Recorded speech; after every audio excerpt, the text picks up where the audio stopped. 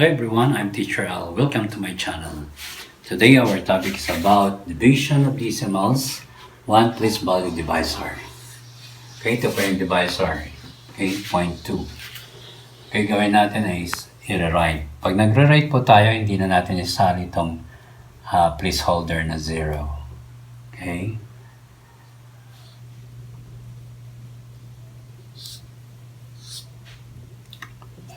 Point 2, then 6. Sa loob po itong una. 6 divides na nasa loob yung 6. Then, next step, pagkatapos natin magre-write, na hindi nakasama yung placeholder, i-move natin. Kailangan itong decimal na number na to, gawin natin whole number.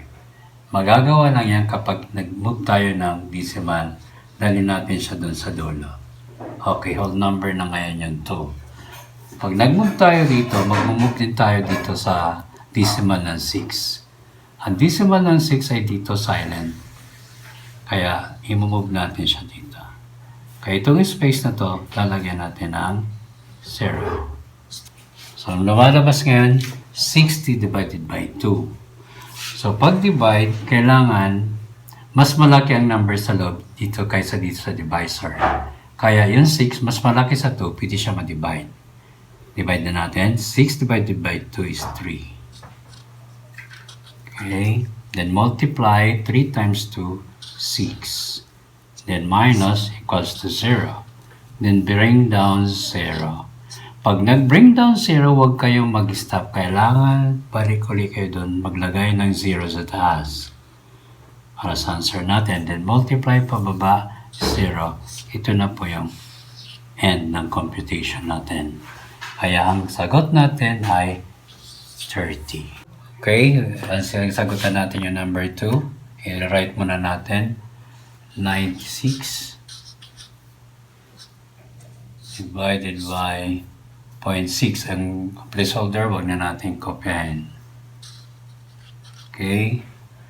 Ngayon, next step, move the decimal. Gawin natin siyang whole number. Dito na siya ngayon. Itong silent na to, i-move din natin. Ang silent na decimal, i-move natin dito. Tapos, lagyan ng 0. Lumalabas ngayon, 960 divided by 6. Okay. Pag divide, tingnan natin, magmula sa kaliwa, kung malaki ito, pwede makadivide dito sa 6. Since malaki ito, pwede. Okay, ilan 6 meron sa 9? 1. 1 times 6, 6. Then minus 3. Bring down 6. Divide naman ulit natin. 36 divided by 6 equals 6. Then 6 times 6 equals 36. Then 0. Bring down 0. Pag nag-bring down 0, kailangan pumunta pa ulit tayo pataas. So, 0 divided by 6 equals 0. Then 0 times 6 equals 0. Yan ang yung end of computation. Okay, 160 ang sagot natin dyan. Ang sunod ay number 3, 165 divided by 0.3.